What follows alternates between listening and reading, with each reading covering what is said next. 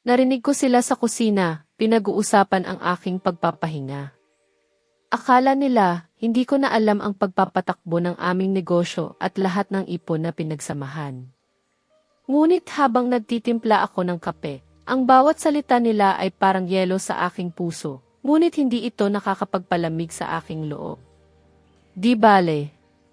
Ang bawat sentimo na pinaghirapan ko ay may sariling kwento, at ang kanilang kwento ay magbabago, sigurado ako. Bago tayo magpatuloy, kung maaari, mag-subscribe ka sa channel at sabihin mo sa comments kung saan ka nakikinig ngayon, ikatutuwa ko talagang malaman iyon. Ako si Maria. 58 anyos na ako ngayon at 2 taon na ang nakalipas mula nang mangyari ang lahat. Sa isang tahimik na sulok ng Roma, nakaupo ako sa isang maliit na kapihan. Ang mainit na tsaa na mailuya ay nasa aking kamay, ang amoy ng sariwang kape ay yumayakap sa akin. Sa labas ng bintana, dahan-dahang nalalagas ang mga dahon ng taglagas. Tila sila nagpaalam sa init ng araw, nagbibigay daan sa isang bagong simula. Nararamdaman ko ang kakaibang kapayapaan sa aking kalooban. Isang uri ng kalayaan na matagal ko nang hinahanap. O baka naman, matagal ko nang hindi naramdaman. May mga sandali sa buhay na akala mo ay buo ka na, kumpleto. Ngunit sa paglipas ng panahon, doon mo malalaman na may malaking bahagi pala sa iyo na nawawala o sadyang hindi mo pa nakikita. Kahit gaano pa katahimik ang kasalukuyan, may mga alaala talagang dumarating. Sila ay parang mga anino na sumasayaw sa ilaw. Hindi ko sila pwedeng pigilan at hindi ko rin naman gustong pigilan. Mahalaga sila dahil bahagi sila ng aking paglalakbay. Kung minsan, napapaisip ako, may isang panahon sa aking buhay. Kahit na ang lahat sa labas ay tila perpekto. Kahit na sa tingin ng mga tao ay maayos ang aking lahat. Sa loob-looban ko, pakiramdam ko noon ay lubos na nawala ako. Hindi ko alam kung saan ako papunta. Hindi ko alam kung sino ako. Isang panahon iyon na puno ng mga tanong na walang kasagutan. Ngunit ang mga tanong na iyon, sila pala ang nagsilbing gabay sa akin, patungo sa kung sino ako ngayon. Isang mahabang panahon ng paghahanap at sa wakas ay natagpuan ko. Ngunit bago ko matagpuan ang kapayapaang ito, may isang araw na bumago sa lahat. Tulad ng isang malakas na alon na biglang sumalpok sa dalampasigan. Ang isang alaala ay dumating, malinaw na malinaw. Isang alaala ng isang luhong kasal. Nakikita ko pa rin ang lahat ng detalye. Ang mga ilaw na kumikinang. Ang malakas na tugtog na nagbibigay buhay sa buong lugar. Ang tawa ng mga tao na tila nagkakasiyahan ng walang katapusan. Ang mga ngiti na kumakalat sa bawat mukha. Naaalala ko ang pakiramdam ng labis na paghanga. Nakakahilo sa sobrang ganda. Ngunit kasabay nito, may kakaiba ring pagkalito. Isang pagmamalaki na hindi ko maintindihan kung bakit. Bakit ko yun nakikita? Bakit ako naroon kung gayon? Ang kasal na iyon. Ang kasal ni Sarah, ang kapatid ng aking asawa noon, si Daniel. Ito ay hindi lamang isang simpleng pagtitipon. Ito ay isang pagpapakita ng yaman, ng karangyaan, ng isang uri ng buhay na noon ay inaakala kong bahagi ako. Ngunit sa kabila ng lahat ng iyon, isang masakit na katotohanan ang sumundot sa aking puso. Hindi lamang ako hindi imbitado sa kasal na iyon. Higit pa doon. Lihim akong itinago mula sa pangyayaring iyon. Parang isang mansa. Isang bagay na hindi dapat makita. Isang bagay na dapat itago mula sa mata ng publiko. Ang pakiramdam ng pagiging inabandona, ng pagiging hindi pinahahalagahan, ay muling bumalik sa aking isip. Tulad ng isang lumang sugat na muling kumikirot, na akala ko ay gumaling na. Ngunit naroon pa rin pala ang kirot, nagtatago lang. Sa oras na iyon, pakiramdam ko ay nagising ako mula sa isang mahabang panaginip. Isang panaginip na napakaganda sa simula, ngunit naging bangungot sa bandang huli. Ang pagkabigla ay dahan-dahang naging isang malalim na kalungkutan. At ang kalungkutan, naging isang galit na lumalamig sa aking kalooban. Isang uri ng galit na hindi sumisigaw kundi nagpaplano. Humugot ako ng malalim na hininga. Pilit kong itinataboy ang masakit na alaalang iyon. Tiningnan ko ang tasa ng tsaa sa aking kamay, mainit at nagbibigay ng ginhawa. Isang mainit na ginhawa sa gitna ng malamig na alaala. Nagtanong ako sa sarili ko, gaya ng madalas kong gawin noon, paano nga ba humantong doon ang lahat? Saan ba ako nagkulang o saan ba sila nagkamali? Ang mga tanong na iyon. Sila ang naging simula ng aking paglalakbay. Ang simula ng aking paghahanap sa sarili. Hindi ko pa rin alam ang ganap na sagot. At marahil hindi ko na kailangan. Ngunit ang alaala ay naroon. At iyon ang naging daan upang maging ako ang Maria na narito ngayon. Mas tahimik, mas matatag at mas malaya. Bago ang lahat ng iyon. Bago pa dumating ang malakas na sigwa. 5 taon kaming mag-asawa ni Daniel. Naaalala ko pa ang aming simula. Ang mga unang araw na puno ng pag-asa. Ang kanyang mga matatamis na pangako. Ang kanyang mga mata na noon ay tila puno ng liwanag. Naaalala ko ang mga salitang iyon na bumubulong ng isang maligayang kinabukasan. Naniniwala ako sa bawat isa. Akala ko ang pagmamahal na iyon sapat na. Sapat na para sa amin. Sapat na para sa lahat, napakasidhi ng pagmamahal ko kay Daniel noon. Ang pakiramdam ng pagmamahal ay malakas. Ito ang naging pundasyon ng aking buhay. Ito ang nagbigay kulay sa bawat araw. Ang pag-asang magkasama kaming bubuo ng isang pamilya, iyon ang aking pinanghahawakan. Sa puso ko, siya ang aking mundo. At handa akong gawin ang lahat para sa mundong iyon. Araw-araw, ganoon ang aming pamumuhay. Gumigising ako ng maaga pa sa sikat ng araw. Naghahanda ng kape. Nagluluto ng almusal. Gusto kong busugin si Daniel bago siya umalis para sa trabaho. Ang bawat amoy na niluluto ko sa umaga ay parang musika sa akin. Ang paglinis ng bahay, ang pag-aayos ng mga gamit, ang pagpapanatili ng katahimikan sa aming munting tahanan. Iyon ang aking paraan ng pagpapakita ng pagmamahal. Simple lang ang mga gawain, ngunit puno ng sinseridad. Pakiramdam ko, masaya ako sa ganitong buhay. Akala ko, masaya rin siya. Ngunit may mga bagay na hindi gaanong simple. Naaalala ko si Elena, ang nanay ni Daniel, ang aking biyenan. Si Mama Elena. Isa siyang babaeng may mataas na pananaw sa buhay. May sarili siyang pamantayan ng karangyaan. At para sa kanya, mahalaga ang estado sa lipunan. Kung minsan, palihim siyang nagpaparinig tungkol sa akin. Ang mga salitang di simple ay madalas kong naririnig. Hindi direkta, ngunit sapat na para maramdaman ko ang ibig niyang sabihin. Ang boses niya ay malumanay, ngunit ang mga salitang lumalabas sa kanyang bibig ay matalim, mas matalim pa sa anumang kutsilyo. Parang tumutusok sa aking puso. Kung minsan, direkta pa niyang sinasabi na, hindi raw ako nababagay sa kanilang pamilya. Masakit. Kung minsan, talagang gusto kong umiyak. Ngunit pinipigilan ko ang aking sarili. Pilit kong inuunawa. Sinasabi ko sa aking sarili, naiintindihan ko naman si Mama. Siguro, ganoon lang talaga ang kanyang paraan. Siya ang ina ng lalaking mahal ko. Ang ina ni Daniel. Kaya, gusto kong maging mabuting hipag para sa kanya. Gusto kong maging mabuting asawa para sa anak niya. Nasanay na rin ako sa ganitong uri ng pamamaraan. Ang mga salita niya ay naging bahagi na ng aming pang-araw-araw na buhay, parang hangin lang na dumadaan.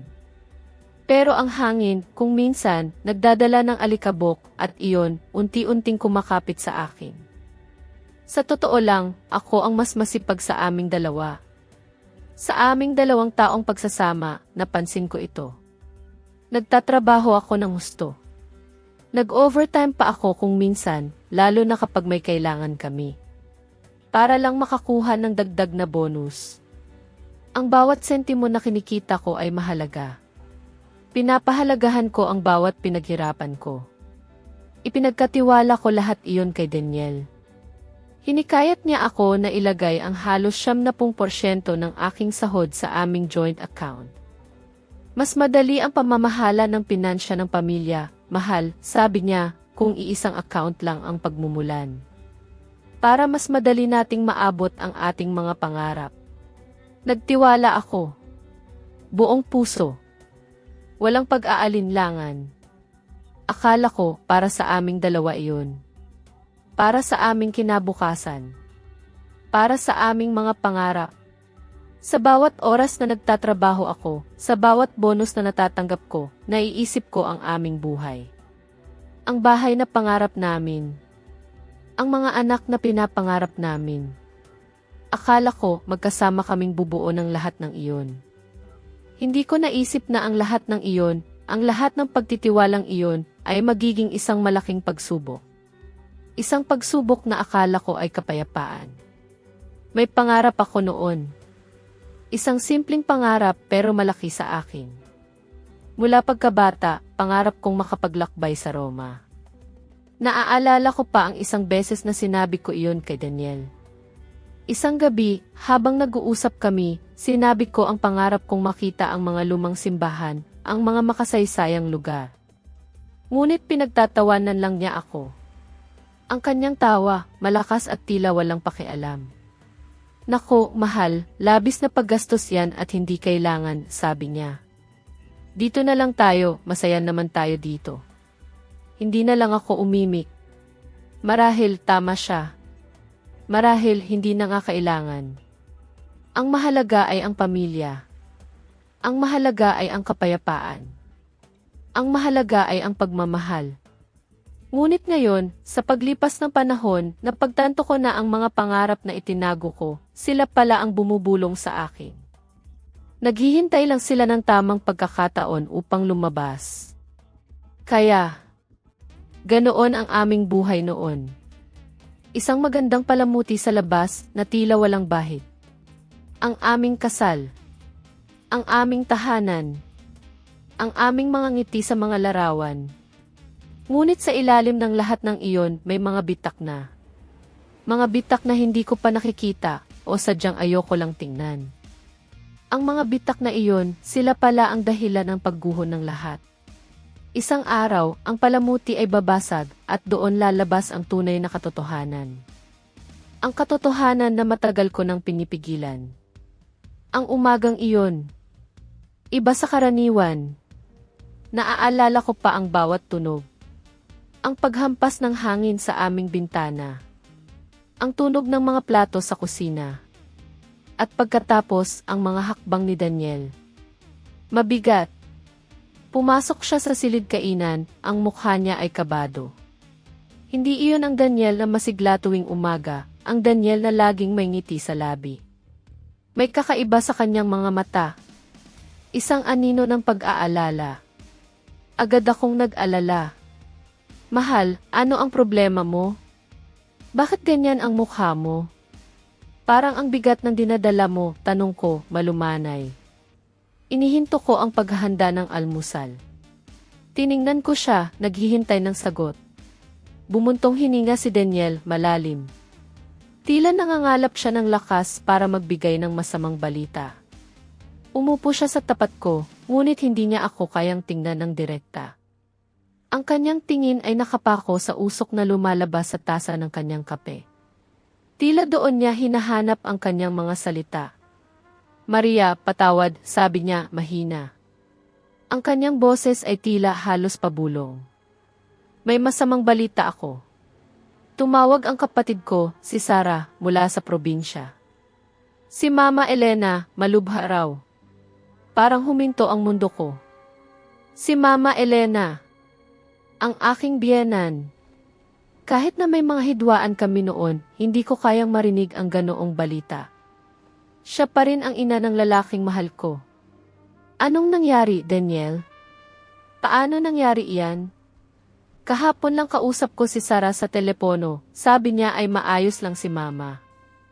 Nanginginig ang boses ko. Pinipigilan ko ang labis na pagkabalisa na biglang dumating. Sabi ni Sarah, bigla na lang daw siyang bumagsak kagabi. Mataas daw ang presyon. Ngayon, nakahiga na lang siya sa kama, paliwanag ni Daniel. Ang kanyang boses ay tila may pagmamadali. Kailangan kong umuwi agad, Maria. Ako ang kaisa-isang lalaking anak niya. Kailangan kong naroon.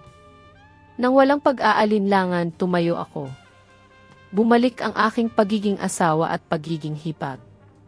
Siyempre, Daniel. Sige, maghahanda ako. Pupunta tayo ng magkasama. Pwede akong mag-absent sa trabaho. Tutulong ako sa pag-aalaga kay mama doon. Iyon ang aking tungkulin. Ngunit tumingin sa akin si Daniel. Isang kakaibang tingin. May bahid ng takot sa kanyang mga mata na pilit niyang tinago ng isang pekeng ngiti. Ang ngiting iyon hindi umabot sa kanyang mga mata. Hindi mahal, sabi niya, mabilis at may pilit. Masyadong mabilis. Kumunot ang noo ko. Hindi ko maintindihan. At bakit naman hindi? Ako ang asawa mo at hipag din niya. Normal lang na bisitahin ko siya at alagaan. Pwede akong mag-absent sa trabaho. Hindi iyon magiging problema. Hinawakan ni Daniel ang kamay ko mahigpit. Uuwi lang ako ng ilang araw, mahal, bilang kaisa-isang lalaking anak. Hanggang sa maging stable si mama. Malayo ang biyahe sa probinsya, nakakapagod. Ayoko lang na mapagod ka pa. Saka, maliit lang ang bahay doon. Maraming kamag-anak ang pupunta. Hindi ka magiging komportable. Nangangako ako, Maria, ipapaalam ko sa iyo ang bawat nangyayari doon. Ang mga dahilan niya. Tila lohikal. Parang nag-aalala lang siya sa akin. Ngunit may maliit na tinig sa aking puso na nagsasabing may mali. Napakalakas ng tinig na iyon. Hindi ko ito kayang ipagwalang bahala. Bakit ganoon na lang ang pilit niya na huwag akong sumama? Sa isang sitwasyong ganito, hindi ba ang suporta ng asawa ang pinakamahalaga? Ang aking presensya. Pero Daniel, pilit ko pa. May bahid ng pagdududa ang boses ko. Mahal, putol niya, mabilis at mas matatag ang tono. Isang tono na hindi na nagbibigay puwang para magtanong pa. Manatili ka rito. Alagaan mo ang bahay.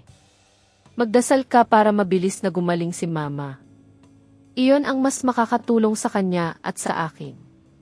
Sapat na iyon para sa akin. Ngayon, pakiusap, tulungan mo akong maghanda ng bag para sa ilang araw na damit, ha?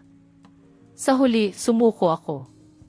Pilit kong inilibing ang aking pagkabahala, sinasabi sa sarili ko na ayaw lang ni Daniel na abalahin ako. Ngunit ang pagkabahala ay nanatili. Mabigat ang aking puso. Nagpunta ako sa aming silid. Kinuha ko ang mga damit ni Daniel, inilagay pati ang kanyang bitamina at personal na gamot. Gusto kong siguruhin na wala siyang kakulangan sa probinsya.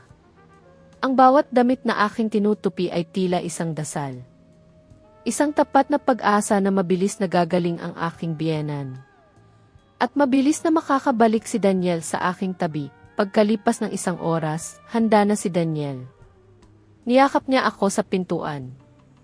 Isang yakap na tila walang laman. Nagmamadali. Aalis na ako, Maria. Mag-ingat ka. Tatawag ako pagdating ko. Tumango ako. Pilit na umiti sa gitna ng pagkabahala sa aking puso. Hinalikan ko ang likod ng kanyang kamay at pinanood ang kanyang kotse na lumayo. Hanggang sa mawala sa kanto. Ang sariwang hangin ng umaga ay tila matalim ngayon. At ang bahay na dati mainit ay tila napakalawak. Tahimik. Pagkatapos kong isara ang pinto, bumalik ako sa silid kainan para kunin ang mga plato. Ang isip ko ay puno pa rin ng pag-aalala. Isang malaking gulo sa aking isip. Nang dumampot ako ng jacket na naiwan ni Daniel sa upuan, isang maliit na papel ang nalaglag. Lumutang ito sa sahig. Ang papel ay gusot. Tila matagal na sa bulsa ng jacket. Pinulot ko ito ng walang anumang hinala. Iniisip ko, tiket lang iyon sa grocery o isang ordinaryong nota. Ngunit, nang aking buklatin, Nanatili ang aking mga mata sa nakasulat. Ito ay isang papel na may letterhead. May logo ng isang kilalang luxury catering company sa probinsya ni Daniel. Sa ilalim ng logo, nakadetalye ang isang order para sa daan-daang rasyon ng buffet at food stalls. Ang puso ko ay nagsimulang bumilis. Nararamdaman ko ang kakaibang kaba. Pagkatapos, nakita ko ang sulat kamay ni Daniel sa ibabang bahagi ng papel. Isang maliit na nota na isinulat gamit ang itim na ballpen. Nakasulat, 50% liquidation bisperas ng kasal ni Sarah. Binasa ko ang parirala ng paulit-ulit. Tila sinusubukan kong intindihin ang isang banyagang wika.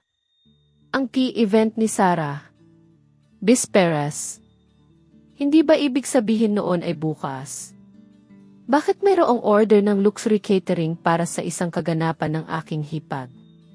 Habang si Mama Elena ay nakaratay sa sakit, ang aking lohika ay nakikipaglaban sa aking damdamin. Baka lumang nota iyan, naisip ko. Pilit kong kinakalma ang sarili ko. Baka isang simpleng selebrasyon lang iyan ng pamilya. Sinubukan kong humanap ng mga dahilan. Anumang dahilan na makapagpapatahimik sa aking puso. Na nagsisimulang mag-apoy. Ngunit hindi ko maiwasan ang katotohanan na ang petsa na nakalimbag sa sulok ng papel ay ang kinabukasan. Ano kaya ang kasinungalingan na itinatago nila sa akin, mga kababayan? Kung kayo ang nasa sitwasyon ko noon, sa tingin ninyo, ano kaya ang unang pumailan lang sa inyong isip? May napansin din ba kayong kahinahinala sa mga taong pinakamamahal ninyo? Ang unang araw nang wala si Daniel ay tila walang katapusan. Ang bahay na dati puno ng buhay, ngayon ay tila isang tahimik na kulungan. Ang bawat sulok ay tila nagtatago ng isang malalim na sikreto. Sinubukan kong abalahin ang sarili ko sa trabaho. Naglilinis ako ng mas maigi kaysa dati. Umaasa ako na ang pisikal na aktibidad ay makalilibang sa aking isip. Mula sa catering note na aking natagpuan. Ngayon, nakatago na iyon sa drawer ng aking vanity table. Pakiramdam ko, isang bombang may timer na malapit ng sumabog. Sa bawat tingin ko sa drawer, muling bumibilis ang tibok ng aking dibdib. Pinilit kong kumbinsihin ang sarili ko na huwag mag-isip ng negatibo. Na magtiwala kay Daniel. Kinahapunan, tumawag din sa wakas si Daniel, gaya ng ipinangako niya. Dinampot ko ang aking cellphone, puno ng pag-asa. Mayroong bahid ng kaba. Hello, Daniel, kumusta si Mama? Tanong ko ng diretsahan. Hello, mahal, sagot ni Daniel mula sa kabilang linya. Kararating ko lang. Ang kanyang boses ay tila pagod. Ngunit may kakaiba pa doon. May tunog na pekeng-peke. Hindi natural. Ang likod ng kanyang tawag ay kakaibang tahimik.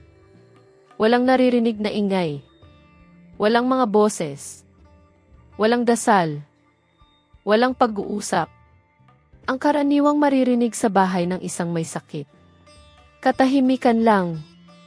Isang nakakabinging katahimikan. Kumusta si Mama? Ano ang sabi ng doktor? Pilit ko. Hindi ako mapakali. Si Mama ay nagpapahinga. Nakita na siya ng doktor sa probinsya. Sabi kailangan niya ng maraming pahinga. Na hindi siya pwedeng ma-stress. Katatapos ko lang siyang bigyan ng masahe, sagot ni Daniel, medyo nautal. Ang kanyang mga salita ay tila pinagtagpi-tagpi lang. Naramdaman kong may mali. May malaking butas sa kanyang kwento. Bakit hindi niyo dalhin sa ospital, Daniel? Kung mataas ang presyon niya, delikado iyon. Hindi ba iyon ang mas mainam? Ayaw ni Mama, Maria. Ayaw niya. Alam mo naman kung gaano siya takot sa mga ospital. Halika na, huwag kang masyadong mag-alala. Magdasal ka para sa kanya, ha, sabi ni Daniel. Tila gusto niyang matapos agad ang usapan. Ang kanyang tono ay tila nagmamadali. Gusto kong makausap si Mama, Daniel. Kahit sandali lang. Gusto kong marinig ang boses niya. Hindi pwede, Maria. Natutulog ng mahimbing si Mama pagkatapos uminom ng gamot. Hindi magandang gisingin siya. Sige, bababa na ako. Magsho-shower lang ako. Tatawagan kita mamaya. At bago pa ako makasagot. Bago pa ako makapagtanong muli. Naputol ang tawag. Tiningnan ko ang screen ng aking cellphone na may pakiramdam ng kawalan. Ang usapan ay hindi ako pinakalma. Sa halip, lalo nitong pinalakas ang aking mga hinala. Sinubukan kong tumawag muli makalipas ang ilang oras. Ngunit rejected ang tawag ko. Makalipas ang ilang sandali, nakatanggap ako ng text message mula kay Daniel. Pasensya na, mahal. Mahina ang signal dito. Tatawag ako mamaya. Mahina ang signal. Tumindig ang aking balahibo. Kailan pa nagkaroon ng mahinang signal sa bahay ng biyenan ko? Hindi ba may signal repeater na ikinabit malapit sa probinsya 1 buwan pa lang ang nakaraan? Ang kasinungalingan niya ay masyadong halata. Masyadong pilit. Para akong bata na niloloko, nang gabing iyon, hindi ako makatulog. Ang isip ko ay puno ng sari-saring nakakatakot na posibilidad. Mga senaryo na hindi ko gustong isipin. Pakiramdam ko ay parang tanga ako. Nahayagang niloloko. Para masigurado, sinubukan kong tawagan ang numero ni Sarah. At ng ilang pinsan ni Daniel. Ngunit walang sumagot. Isa-isa. Tila lahat sila ay nagkasabwatan. Para iligaw ako sa katotohanan. Para itago ang isang bagay na malaki. Kinabukasan, ang pagkabahala ay naging isang obsesyon. Hindi ko na kayang manatiling nakaupo lang. Kailangan ko ng ebidensya. Kailangan ko ng katiyakan. Ang aking puso ay nagsisimulang tumibok ng malakas. Handang gawin ang anumang kailangan, ang pagkabahala ko noon. Ito ay naging matindi. Parang isang malaking halimaw na bumabalot sa aking isip. Ramdam ko ang bawat tibok ng aking puso. Alam kong hindi ako pwedeng manatiling nakaupo lang. Hindi ako pwedeng maghintay. Kailangan ko ng ebidensya. Kailangan ko ng katiyakan. Ang damdamin ng pagiging ignorante ay mas masakit pa. Higit pa sa anumang sakit ng katawan. Binuksan ko ang aking laptop. Nagsimulang mag-explore sa social media.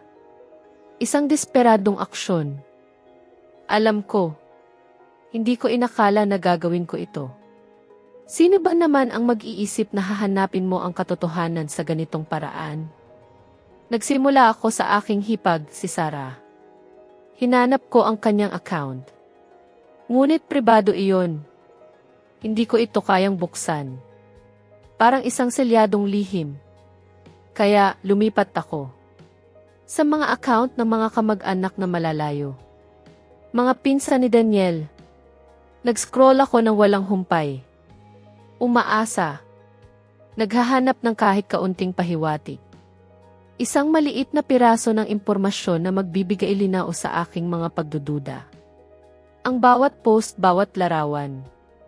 Sinuri ko ng maigi. May kung anong kumikirot sa aking mata.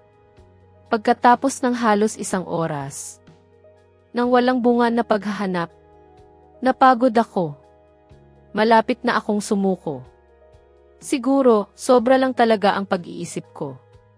Siguro, mali lang ako sa paghihinala sa sarili kong asawa.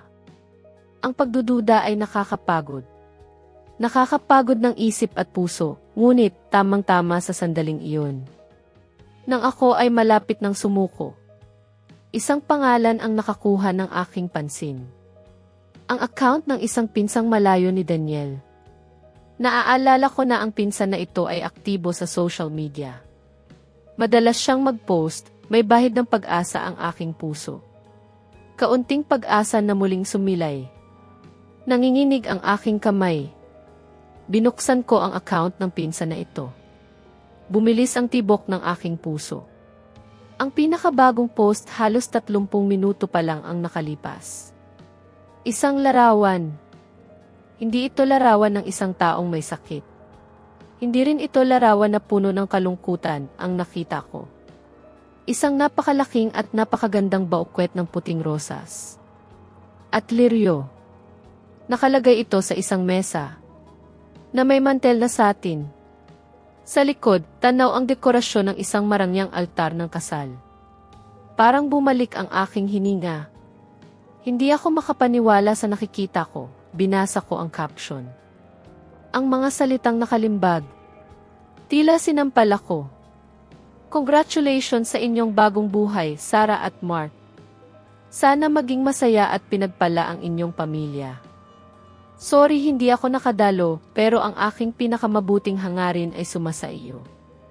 Sarah, ang pangalan na iyon. Lumabas muli. Kaya pala, biglang naintindihan ko. Ang catering note. Ang mga pagdududa. Ang lahat. Kung kaya pala nagmamadali si Daniel. Kaya pala nagkasakit si Mama Elena. Kaya pala ako hindi pwedeng sumama. Maria Bienvihong Viditra ay si Dinra ay ngayong araw.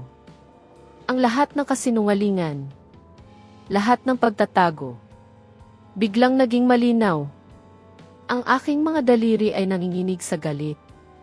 Hindi ko ito kayang tanggapin. Ngunit kailangan kong makita. Kailangan kong makasiguro. Hinanap ko ang pangalan ng nag-organisa ng kasal. Ang logo na nakita ko sa catering note. Hinanap ko sa Instagram. Lumabas agad ang account. At sa tuktok ng kanilang profile, may isang bilog na may kulay. Ibig sabihin, nagla-live sila. Ang aking mundo. Gumuho. Sa isang click lang. Nag-click ako sa live stream. Ang aking mundo ay lumiit. Sa 6 na pulgadang screen ng aking cellphone. Ang puso ko ay bumibilis. Nararamdaman ko ang tibok nito sa aking lalamunan. Hindi ako makahinga. Parang may mabigat sa aking damdamin. Ang live stream. Nagpapatuloy. Nang walang humpay.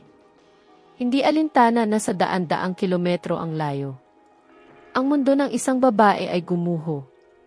Ang una kong nakita. Isang hotel ballroom. Transformed sa isang pangarap na hardin. Libo-libong puting rosas. Lirio. At orchidyas. Nakabitin sa kumikinang na chandelier. Ang mga round table. May manteles na seda. Ay maayos na nakalagay. Napapalibutan ng mga bisita na nakasuot ng kanilang pinakamagandang kasuotan. May mga panggabing damit. Isang malumanay na musika ng orkestra. Pumupuno sa silid. Puno ng karangyaan. Ang karangyaan na iyon. Tila sumasaksak sa aking puso. Ito ay isang pahayag ng kayamanan. Ng pagpapakita ng yaman. Hindi ito isang simpleng selebrasyon ng pamilya. Ang kamera ng cellphone. Gumalaw. Tumingin sa dagat ng mga tao. Bago huminto. Sa isang magandang peres. Sa isang kahanga-hangang altar. Naroon si Sarah. Ang aking hipag. Tila isang prinsesa sa kwento. Ang kanyang damit ay nababalutan ng libu-libong kristal. Na sumasalamin sa ilaw. At ang kanyang ngiti ay malapad at masaya. Sa tabi niya, si Mark, ang kanyang asawa. Gwapo at elegante. Tumatawa sila. Binabati ang mga bisita. Nagpo-pose para sa mga larawan. Walang bakas ng kalungkutan doon. Pagkatapos, hinanap ng aking mga mata si Daniel. Ang aking asawa. Si Mama Elena. Na di umano ay nakaratay sa sakit. Hindi ako nagtagal sa paghahanap. Ang kamera ay tumutok sa hanay ng mga kamag-anak. Na malapit sa altar. At doon ko siya nakita. Si Elena. Malusog. Nagniningning. At mapagmataas. Gaya ng dati. Nakasuot siya ng isang designer dress. Kulay sage. Na nababalutan ng kumikinang na sequins. Ang kanyang buhok ay perpekto. At ang mga gintong alahas ay nagpapalamuti sa kanyang liit. At puso.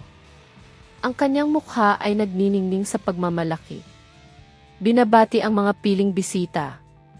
Nagmamalaki sa tagumpay ng kasal ng kanyang anak. Walang dextrose. Walang maputlang mukha.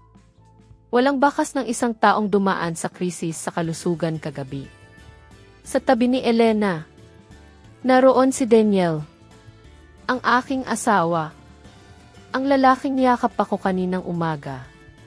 Nang may kasinungalingan, hindi suot ni Daniel ang gusot na kamisa na madalas niyang gamitin sa probinsya. Suot niya ang isang tailored suit na bumagay sa kanya. Ang kanyang buhok ay maayos at ang kanyang ngiti ay hindi nawawala sa kanyang mga labi. Mukha siyang masaya. Tumatawa kasama ang kanyang mga kamag-anak. Hinahampas sa likod ang kanyang mga kaibigan. Tila siya isang mapagmataas na kapatid. Sa kasal ng kanyang kapatid, hindi isang anak na nag-aalala. Sa malubhang sakit ng kanyang ina, nang makita ko silang lahat doon. Tumatawa sa kanilang eksklusibong bilog ng kaligayahan. Naramdaman ko na may kung anong nabasag sa aking loob. Ang sakit, hindi ito matatagalan. Ito ay sakit ng pinakamalalim na pagtataksil. Hindi lamang ako hindi imbitado, kundi ang aking pag-iral ay pilit na binura. Sa ilalim ng isang malupit na kasinungalingan, kinonsidera nila akong napakaliit, napakaabala, na kailangan pa nilang gumawa ng isang drama, para lang masigurong hindi ako makakatapak sa pagdiriwang na iyon. Tamang-tama sa sandaling iyon, tila gusto ng tadhana na magdagdag pa ng gasolina sa apoy na sumusunog na sa aking puso. Lumapit ang kamera kay Elena. Nakikipag-usap siya nang masigla sa isang babae na may edad na mukhang sopistikado. Humina ng kaunti ang musika. Pinahintulutan nito na marinig ng malinaw ang kanilang usapan sa pamamagitan ng speaker ng cellphone ko. Ang ganda ng party, Elena. Pinuri ng babae. Congratulations para kay Sarah. Tumawa si Elena. Ang kanyang tawa ay tila mayabang at nasiyahan. Salamat, mahal. Alam mo naman kung paano ito. Bilang magulang, gusto nating ibigay ang pinakamabuti para sa ating mga anak. Kailangan perpekto ang lahat. Siyempre, sabi ng babae. Nga pala, nasaan ang asawa ni Daniel? Hindi ko siya nakita buong gabi. Napigil ko ang aking hininga. Huminto ang tibok ng aking puso. Naghihintay sa sagot na magpapasya sa kapalaran ng aking kasal. Nag-click si Elena ng kanyang dila. Ikinaway niya ang kanyang kamay sa hangin.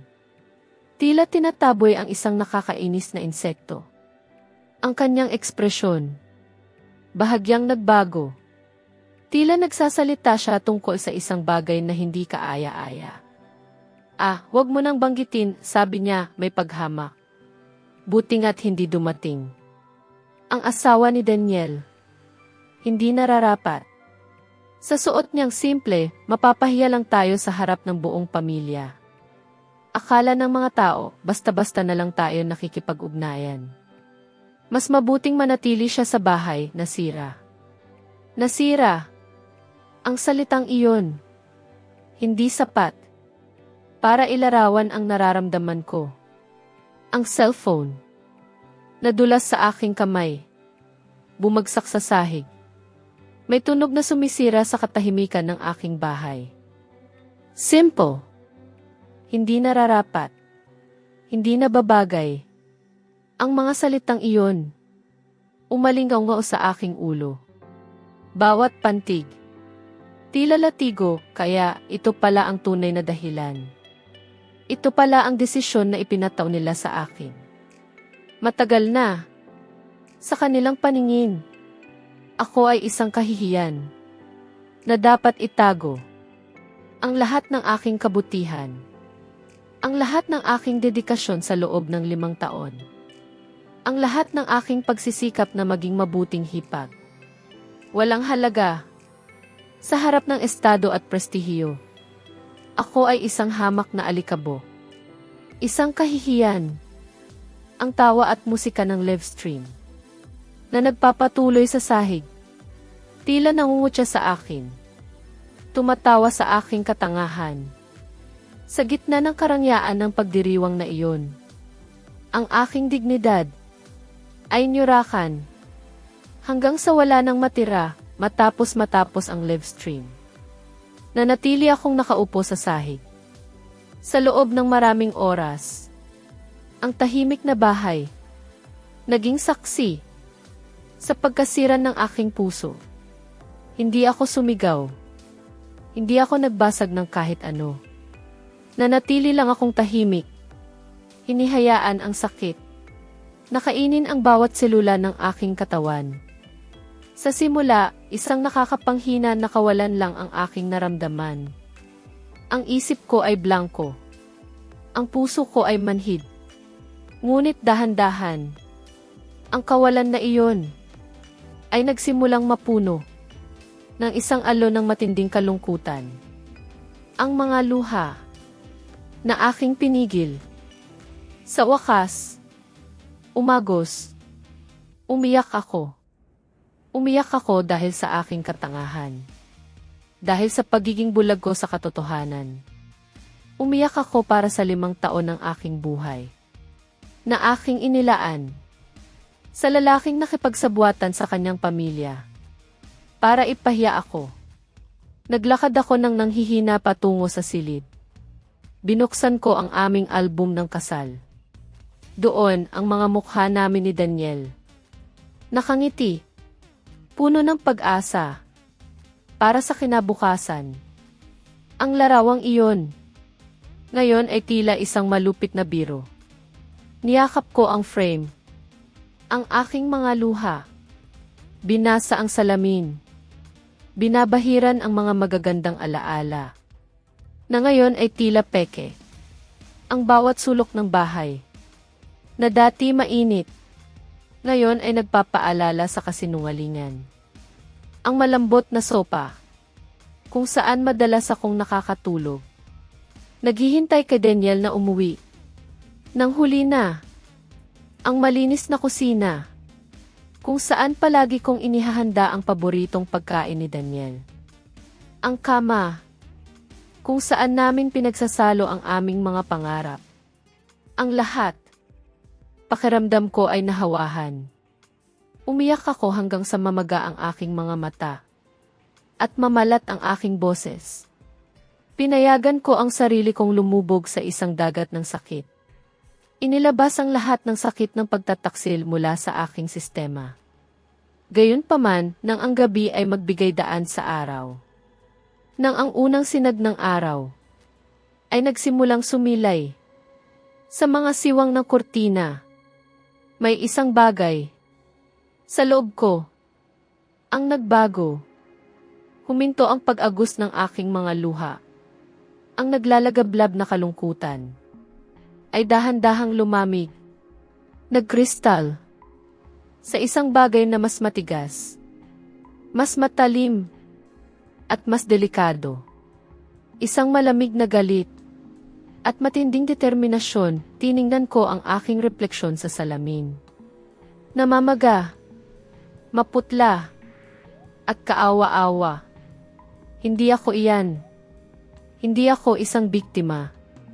Hindi ko hahayaan na gawin nila akong isang mahinang babae na sumusuko sa kanyang kapalaran. Tinawag ako ni Elena na simple. Kinonsidera ako ni Daniel na isang tikahihiyan. Ngayon, makikita nila kung ano ang kaya ng babaeng kanilang minamaliit. Isang ideya ang nagsimulang mabuo sa aking isip. Isang ideya na napakatapang, napakabaliw. Nakinabahan ako. Ngunit ang takot na iyon ay mabilis na nadaig ng kagustuhan. Nabawiin ang aking dignidad. Hindi ako pupunta sa probinsya para harapin sila. Masyadong madali iyon. Masyadong predictable. Magbibigay lang iyon sa kanila ng panandaliang kasiyahan. At kukumpirmahin lang ang kanilang imahe. Sa akin, bilang isang dramatikong babae, hindi. Ang pinakamahusay na paghihiganti ay ipakita na kaya kong tumayo at maging masaya nang wala sila. Na ang aking mundo ay hindi guguho dahil lang hindi nila ako inimbita sa kanilang mapagmataas na pagdiriwang. Agad kong itinuon ang aking isip sa isang bagay na nagbigay sa akin ng lakas, ang aking kalayaan sa pananalapi. Sa lahat ng oras na ito, si Daniel, palaging iginigiit na ang sahod ko ay ilipat sa isang joint account. Ang dahilan, tila matamis, para mas madali ang pamamahala ng pinansya ng pamilya, mahal. Ang account ay nakapangalan sa akin na si Daniel ay otorisadong may hawak. Maria, na palaging nagtitiwala sa kanyang asawa, ay sumang-ayon. Hindi niya kailanman napagtanto na sa lahat ng oras na iyon, halos 70% ng balance sa account na iyon ay nagmula sa kanyang sipag at tiyaga, sa mga bonus at overtime na dahan-dahan niyang naipon. Iyon ang pera na nang hindi niya alam ay pinansyal ang pamumuhay ni Daniel at tumulong sa kanyang pamilya sa probinsya. Iyon ang kapangyarihan na kanyang naramdaman nang mapagtanto niya na siya ang may kontrol. Gabi noon, ang simoy ng hangin ay tila nagbabaon ng mas matinding lamig sa aking puso. Nararamdaman ko ang bawat tibok nito, mabigat, ngunit mayroong kakaibang determinasyon. Hindi ito ang sakit ng pagluha, kundi ang malamig na pagiging malinaw ng isip, tulad ng kristal. Matagal ko nang pinlano ito at ngayon narito na ang sandali. Binuksan ko ang aking laptop. Ang liwanag ng screen ay sumasalamin sa aking mukha na tila walang emosyon. Nag-login ako sa aking online banking app. Nakita ko ang balanse doon, mahigit 5 milyong piso. 5 milyong piso, bunga ng aking pawis sa loob ng maraming taon. Bawat sentimo ay ipinundar ko, pinaghirapan, inipon para sa isang kinabukasan na akala ko ay bubuin ko kasama niya. Ngayon, naiiba na ang kinabukasan na iyon. Nang walang pag-aalinlangan, nang walang anumang pagdadalawang isip, binawi ko ang aking pinaghirapan sa isang lihim na account na matagal ko nang inihanda. Isa itong account na alam kong hindi niya kailanman matutuklasan. Iniwan ko lamang ang minimum balance sa aming joint account, sapat para hindi maging kahina-hinala sa simula. Ito ay hindi lamang isang transaksyon sa bangko. Ito ay ang pagbawi ko ng aking pagkatao, ang aking pinaghirapan, ang aking kinabukasan. Pagkatapos noon, binuksan ko ang website ng isang airline. Hindi ko na pinili ang destinasyon na pangarap naming puntahan, ang mga lugar na minsang pinag-usapan namin habang nagpaplano. Direktang naghanap ako ng one-way ticket. Isang one-way ticket papuntang Roma. Para sa gabing iyon. Naalala ko, minsang pinagtawanan niya ang pangarap kong ito. Ang sabi niya, masyado raw akong nagpapantasya. Ngayon, ang pantasya ay magiging katotohanan. Ito ay isang pahayag ng walang mga salita na hindi na ako babalik. Kinuha ko ang aking telepono. Nag-type ako ng mensahe para kay Carla, ang aking matalik na kaibigan. Ang mga daliri ko ay gumagalaw ng kusa, walang anumang pag-aatubili. Carla, iwan ko ang susi ng bahay sa ilalim ng paso sa pintuan. Kailangan kong umalis sandali. Huminto ako, huminga ng malalim. Kung hanapin ako ng aking asawa, sabihin mo, hinahanap ko ang aking dignidad na nawala. Hindi ko na kailangan ng mahabang paliwanag. Alam kong maunawaan niya. Pumasok ako sa aming silid-tulugan. Hindi ko tiningnan ang kanyang panig ng kama o ang kanyang mga gamit. direkta akong pumunta sa aking aparador. Hindi ko kinuha ang mga simpleng damit at mahinhin na palagi niyang pinipili para sa akin, ang mga damit na palaging hinahangaan ni Elena, ang aking biyenan. Sa halip, hinanap ko ang mga bestida, maong at blusa na itinago ko sa likod ng aparador. Ang mga damit na ito ay binili ko ng lihim, mga damit na nagpapakita ng kaunting bahagi ng tunay kong pagkatao na matagal kong itinago. Ito ang mga dadalhin ko. Hindi lang ako nag-impact, nagsiselect ako ng aking buhay. Pagkatapos ng mga damit, kinuha ko ang aking diploma sa kolehiyo, ang aking birth certificate, at iba pang mahahalagang dokumento. Ito ang mga pundasyon ng aking pagkatao, mga patunay ng aking mga pinaghirapan. Tumingin ako sa kahon ng mga alahas. Naroon ang mga ibinigay sa akin ni Daniel. Ang bawat isa ay kumakatawan sa kanyang pagmamahal, o kung ano ang akala ko ay pagmamahal noon. Isang singsing, isang kwintas. Hindi ko kinuha ang mga ito. Hindi ko gusto ang anumang pakiramdam na parang kadena. Walang anuman na magpapaalala sa akin ng nakaraan, ng sakit na aking naranasan. Ang huling bagay na kinuha ko ay ang singsing sa aking daliri. Ang singsing na sumisimbolo sa aming kasal. Tiningnan ko ito ng matagal, ang gintong disenyo, ang nagkikinang na brilyante. Minsan, ito ay nangangahulugan ng lahat sa akin. Ngayon, ito ay isang walang lamang palamuti. Sa isang mabagal at matatag na galaw, hinubad ko ito. Inilagay ko ito sa tabi ng aming litrato sa kasal, na nakatungo sa ibabaw ng aking vanity table. Ang mensahe ay malinaw. Tapos na ang kasal na ito. Lumabas ako ng silid. Nilisan ko ang bahay, ang bawat sulok nito na minsang pinuno ng aming mga pangarap, ng aming mga pag-asa. Ang mga dingding na nakasaksi ng aming tawanan at kalaunan ng aking tahimik na pagtangis. Ang pag-iwan dito ay parang pagtanggal ng kalahati ng aking kaluluwa, ngunit alam kong ang natitirang kaluluwa ay muling lalago, mas malakas kaysa dati, sa loob ng eroplano. Habang paalis kami sa lupain na minsang tinawag kong tahanan, binuksan ko ang aking telepono. Ang unang bagay na ginawa ko ay i-block ang numero ni Daniel. Sumunod si Elena, ang biyenan ko. At pagkatapos si Sarah. Isa-isa, nilinis ko ang aking buhay mula sa kanilang sakit. Handa na akong simulan ang aking bagong kabanata. Ito ang aking hindi nakikitang pakikipaglaban, at ako ay nagwawagi, ang hangin sa Roma ay naiiba. Hindi ito ang maalinsangang amoy ng Manila, kundi isang sariwang hangin na tila nagdadala ng pangako. Nang bumaba ako sa eroplano, tumambad sa akin ang mga karatula sa wikang Italyano.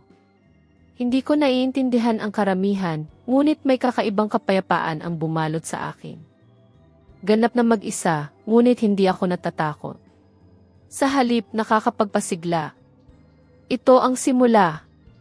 Nagrenta ako ng isang maliit, malinis, at modernong studio sa Trastevere, isang lumang bahagi ng Roma na may mga makikitid na kalsada at makukulay na gusali.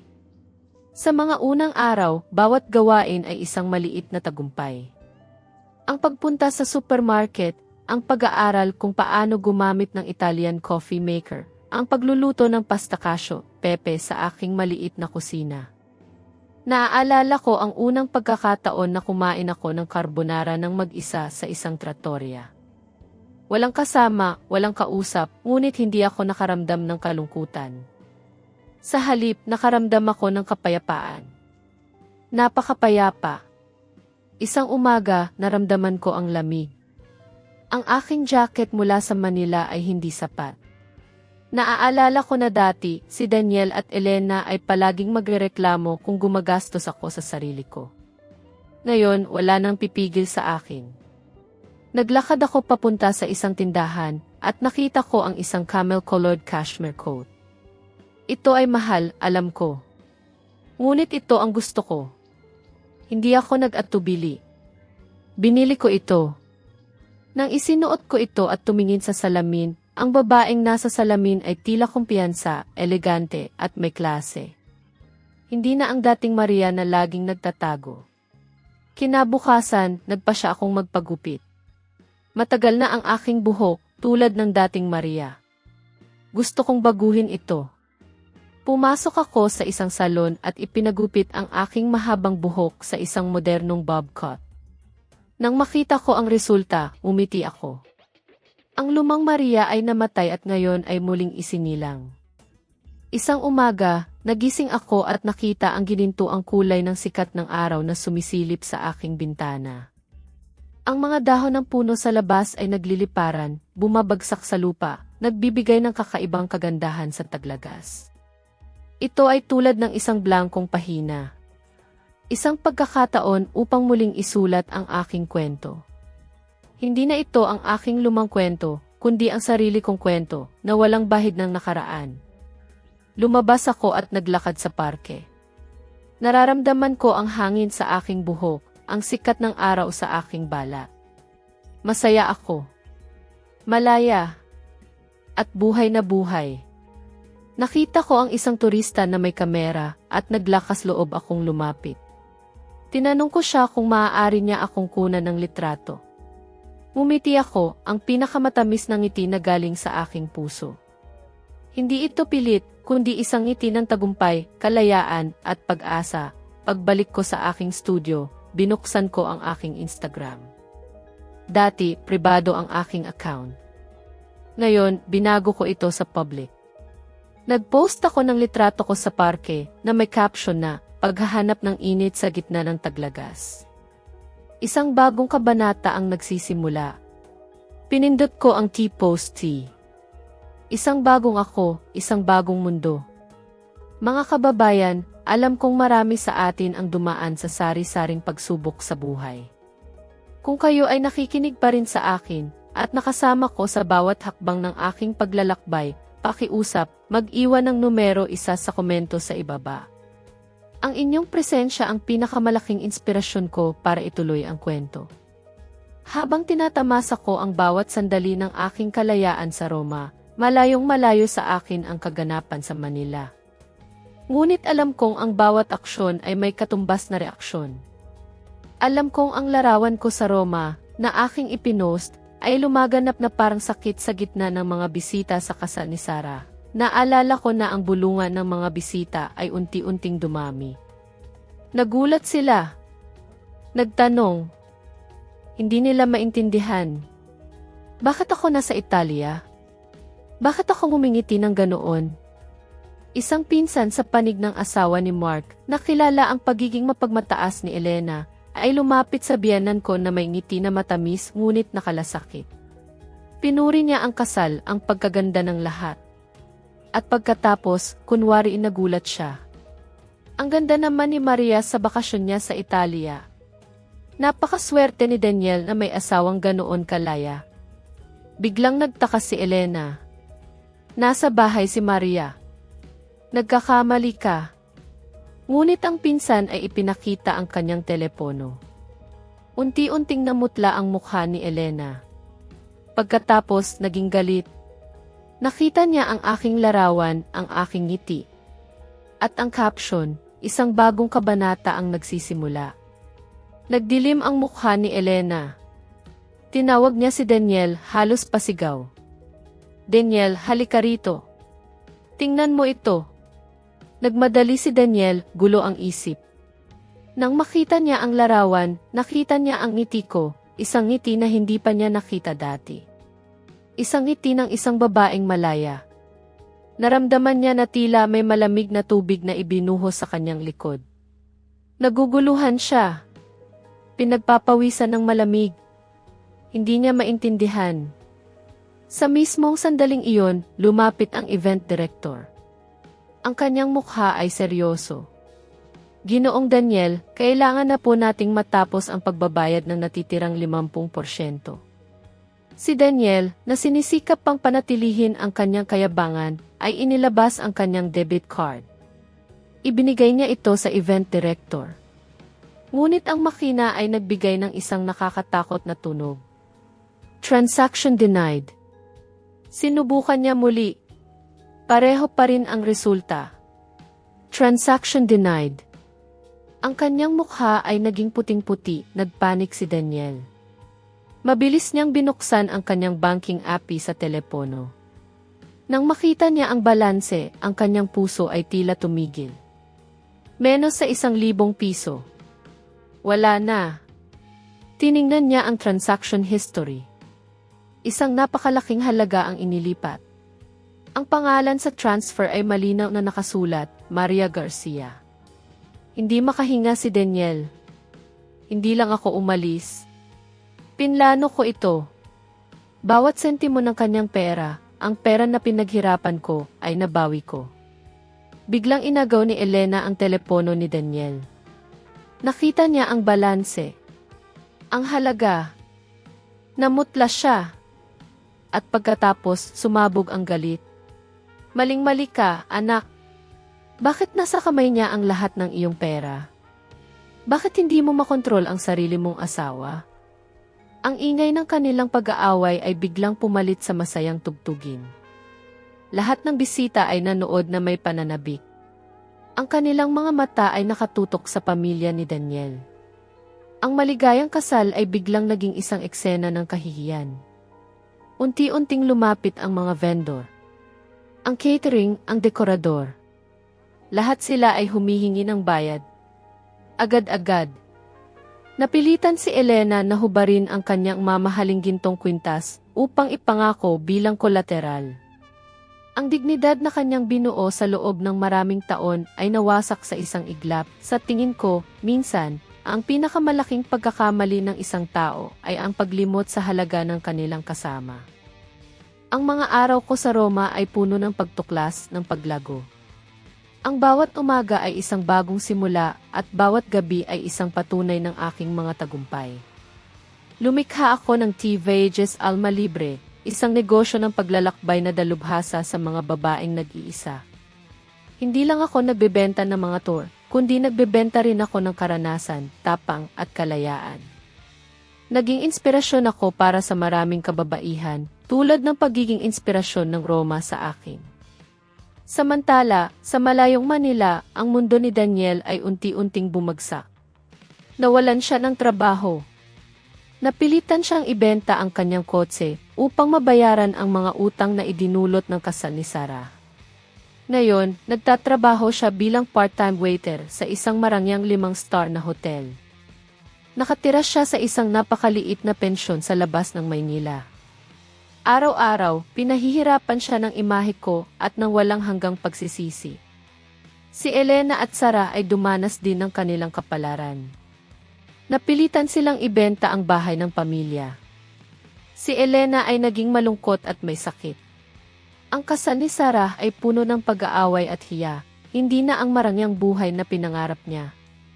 Isang araw, nag-host ako ng isang launch event para sa aming bagong spring travel package.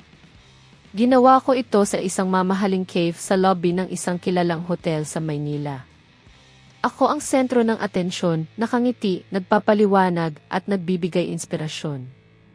Hindi ko inakala na sa araw na iyon, makikita ko siya, habang nagkukwento ako tungkol sa kagandahan ng Italia, nakita ko si Daniel. Nakasuot siya ng uniforme ng waiter na medyo malaki sa kanya. Ang kanyang likod ay nakaharap sa akin at abala siya sa paglilinis ng mga mesa. Hindi ko pinansin, nagpatuloy lang ako. Ngunit nang makita niya ako sa unang pagkakataon, matapos ang matagal na panahon, pakiramdam niya ay nawalan siya ng hininga. Naramdaman ko ang kanyang titig, ngunit hindi ako lumingon. Sinubukan niyang hindi mapansin, sinubukan niyang maging isang anino lamang. Ngunit ang tadhana ay may sariling plano.